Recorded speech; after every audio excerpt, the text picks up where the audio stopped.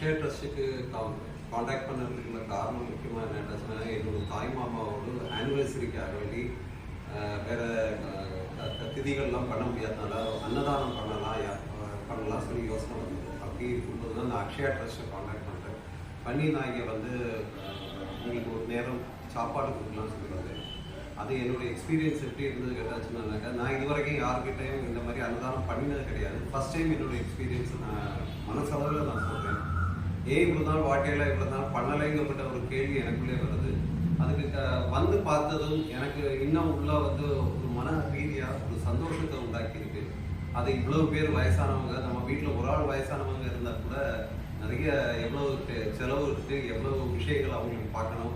அதெல்லாம் பார்க்கறதே கிட்டத்தட்ட 30-40 பேரை வச்சு இந்த ட்ரஸ்ட்டு நடத்துறதுங்கிறது அவங்க அவ்வளோ கேர் எடுத்து பார்த்துருக்காங்க. நான் டேரெக்டாக வந்து பார்த்தோம்னா அது இந்த இடத்துல எல்லாருமே ஹாப்பியாக இருக்கிறது தெரிஞ்சது. எல்லாரும் சந்தோஷமாக பேசினாங்க.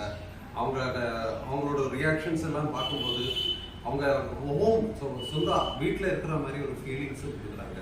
எனக்கு தெரிஞ்சு எல்லாரும் பின்னாடி யாருக்காவது இந்த மாதிரி செய்யணும், அன்னதானம் அந்த மாதிரி ஏதாவது செய்யணும்னு நினச்சா ப்ளீஸ் காண்டாக்ட் அக்ஷயா ட்ரஸ்ட்டுக்கு காண்டாக்ட் பண்ணுங்கள். இதோட ட்ரஸ்டியான கோபால் சாருக்கு நான் ரொம்ப தேங்க்ஸ் சொல்கிறேன். இன்னும் மேலுக்கும் அவருக்கு பிரான்ச்சஸ் ஓப்பன் பண்ணி நிறைய சர்வீஸ் கொடுக்கறதுக்கும் நிறைய விஷயங்கள் பண்ணுறதுக்கும் அவருக்கு நான் வந்த இடத்துல கூட அவங்க வந்து மெடிக்கல் செக்கப்புக்காக வேண்டி monthly once medical checkup, doctor வந்து ஃப்ரீயாக சர்வீஸ் அவங்கவுங்க திறமைக்கு தகுந்த மாதிரி அவங்க சர்வீஸ் கொடுக்குறாங்க.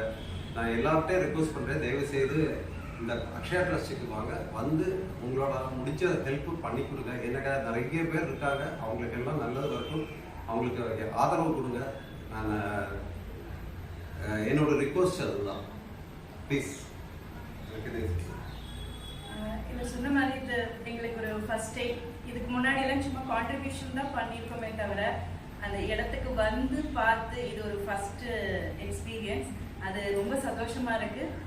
எல்லாரையும் பார்த்து எல்லாரும் சாப்பிட்றது என்னால் முடிஞ்சது பரிமாறி ரொம்பலாம் பண்ணலை, சின்னதாக பரிமாறி கொடுத்தேன், முடிஞ்சது செய்தேன். அது ரொம்ப சந்தோஷம். எல்லாரோட ஆசீர்வாதமும் கிடச்சிது. எல்லாரும் எங்களை ரொம்ப இது பண்ணி ஆசீர்வாதம் பண்ணினாங்க.